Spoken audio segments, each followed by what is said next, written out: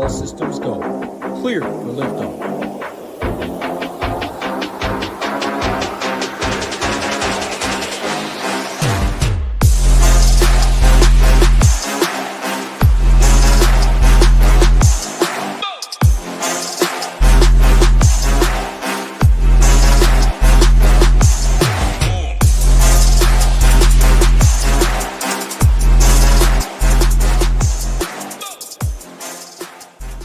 What is going on, SHIPIT Nation YouTube station? We are back with another edition of the MLB Quick Hit video. It's your boy Ham. It is Red, White, and Blue Day. It is the 4th of July. Happy 4th of July to every single one of you out there. I'm rocking my red today. Be shooting off some fireworks later. Butterfinger homemade ice cream, hamburgers, hot dogs, you name it. Hey, be safe out there. Let's get some winners. Hopefully, this is I'm recording this right in the middle of the early slate, so hopefully that's going well for you. We got some nighttime games to talk about. But before we get into that, if you aren't a member with us over here at the Nation, hit the promo code MLB75. That gets you $75 off your first month of all access. That includes every single sport that we have over here at the Nation. Also gives you the core package of SaberSim, which is our partner over here that we use as an optimizer. You see it right there, 150 total lineups right here in this second column is what you get for $24. Hey, give us a try as we get into preseason NFL season. We crushed it with my guy Hoop, Tambo, Title, and the rest of the gang over here at the Nation. But I'm going to talk to you today about this. I got the proprietary stone up here that we're going to talk about. We're going to break it down. We're going to go pitchers, stacks, and some of our favorite one-off hitters. I'm going to scroll through these guys, and it should be down here. The Braves. Let me just double check the slate. First game on the slate is going to be, it should be that LA and Toronto game, which is, where is that? I don't seem to see it on here. Maybe it's above this. Yeah, so it's that Angels Blue Jays game on down will be the one. 7:07 is the lock time. My number one pitcher on today's slate is going to be our guy, Spencer Strider. If you scroll down here, Spencer, you see what he's done on the season, 30% K rate at home. Barrel percentage is pretty bad at home, 9.4, but he's taking on this Orioles team, heavy strikeout prone. You can see this as a team. They strike out 25% on the road versus right-hand pitching. Pretty much everybody is 25% higher outside of two people. So should be a ton of Ks in there. If you wanted to get contrarian, I guess you could against Strider, but I don't see it happening.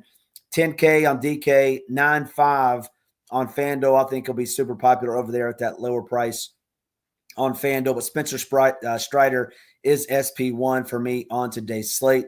Number 2 for me, and it's kind of gross saying this, but I'm going back to the well, Quinn Priester. I don't think we'll get a 11K strikeout performance like he got against the Rockies last time. Now he goes on the road. Not a tough matchup, but it's a matchup in the Marlins that you can see here. They just refuse to strike out at home against right-handed pitching. They got one dude in the 30s, everybody else in the teens. Not going to get 11 strikeouts, probably not even the 9 that you saw against Pittsburgh a couple weeks before that. I think around 5 or 6 strikeouts against this Marlins teams, but can he keep that ball in the park? We know we got a ballpark upgrade in Miami at this Marlins park, so give me Quinn Priester as my SP2 on this slate. Number 3 for me would be that bubonic Kris Bubic. Love Kris Bubic today. Looking at Kris Bubic, where you're going down here to the Diamondbacks. It's similar to what we saw last night with Robert Ray. Hey, this Diamondbacks team, they don't strike out a whole ton, but they don't have very good numbers against lefties as well. But Kris Bubic, as you see here, just been absolutely dynamite on the road, averaging almost 9.5 Ks per 9 on the road, 26K percentage. You see Green is cash. He's cash money on the road. Give me Kris Bubic on the road against these Diamondbacks. He's my third-ranked favorite pitcher. Next up for me, we're going to stay in that same game, and it's going to be Eduardo Rodriguez, $7,800. Should be kind of popular against this Kansas City team. He's pitched better as of late, coming off an 18-point performance. Two performances ago, he did get up to 33. So he's been pitching better. Now he gets to take on this Royals team at home, who they just haven't been good all season long.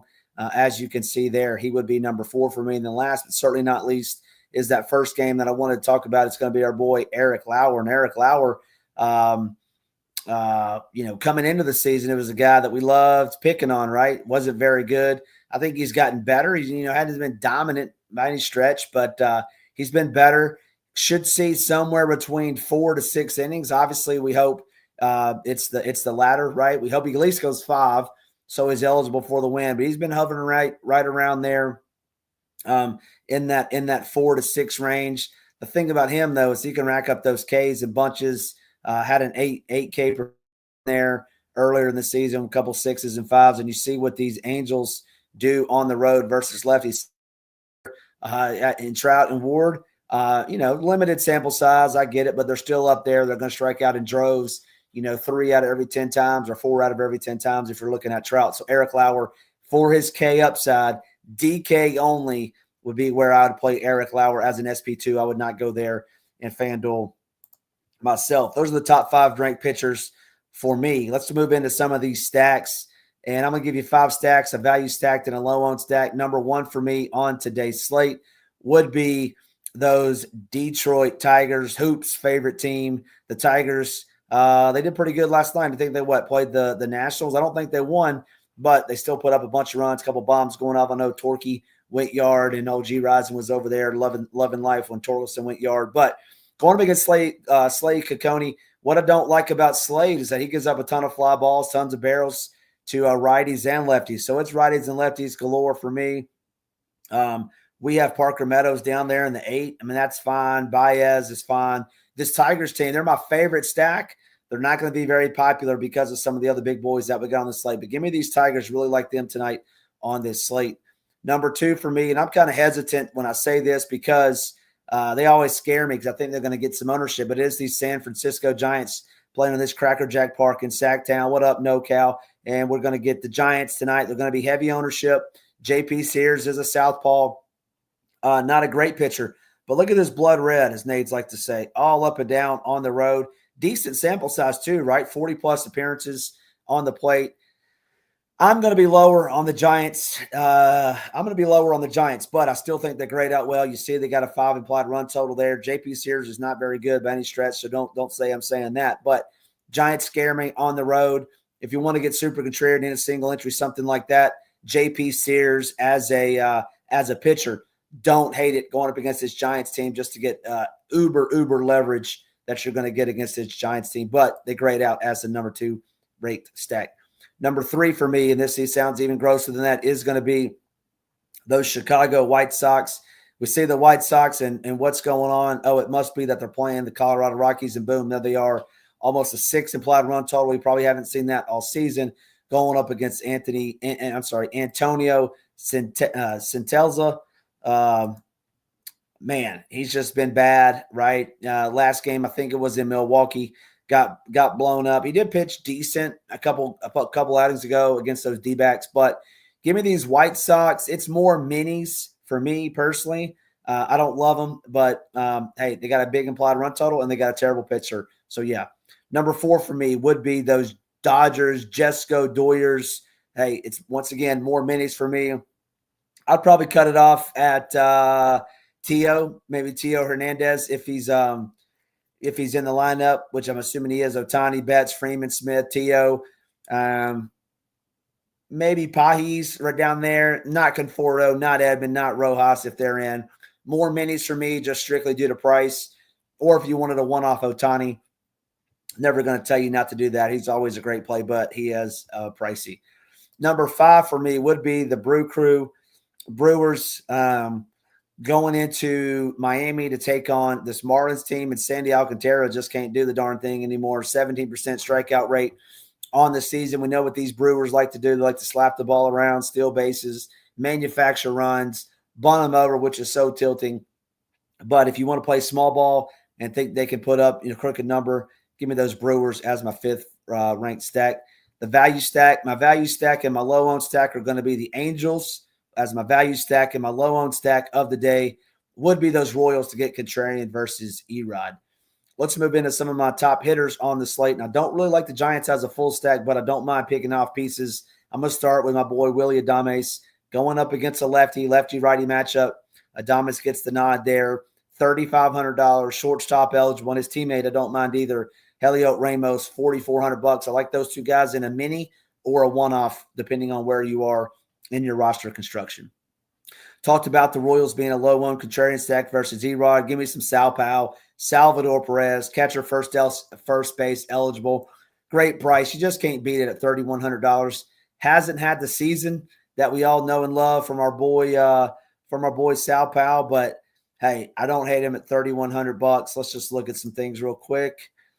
Yeah, I mean he can't get any hits. He's struggling to say the least. But give me some Sal Powell at $3,100, strictly based on price, strictly based on him going up against Erod. Going back to the Brewers, another Sal Frelick. Frelick tonight against Sandy Alcantara. Yeah, give me some more Sal, the double Sal, I guess. We're going Sal Frelick, $4,400, outfield eligible. Don't mind him whatsoever. Let's just look at his numbers. Yeah, should be batting leadoff. He's not going to strike out. He's going to put the ball in play. We got it projected almost 9. Give me some Sal Frelick. And then last but certainly not least, going back to that Colorado game, give me some Vargas for the White Sox. I don't mind him. He's had a pretty decent season. Now we get him on the road. He's first base eligible. Miguel, $100. Don't hate him. He would be my favorite White Sox if you wanted a one-off White Sox for me. Let's go to my home run call of the day. We love doing that. We got it last Sunday. I did the last quick hit on Sunday. It was I think it was top of the 9th. Brandon Lowe hadn't hit a bomb. What do you do? See ya. Brandon Lowe hit a bomb. Got a 9th inning. Top of the 9th inning. Never, better late than never. I'm going Miguel Vargas. Miguel Vargas against Cincinnati. Gives up a lot of power to righties. First base eligible. $4,100. That's my home run call of the day. Make sure you're putting your home run call of the day. And if it hits, we'll get a free week over here at the Nation, courtesy of your boy Ham. If you aren't a member, enter that promo code MLB75. We'd love to have you over here to try us out at the Nation. But until Sunday, be safe out there. Enjoy your family. Enjoy your friends. Let's celebrate America and let's ship it.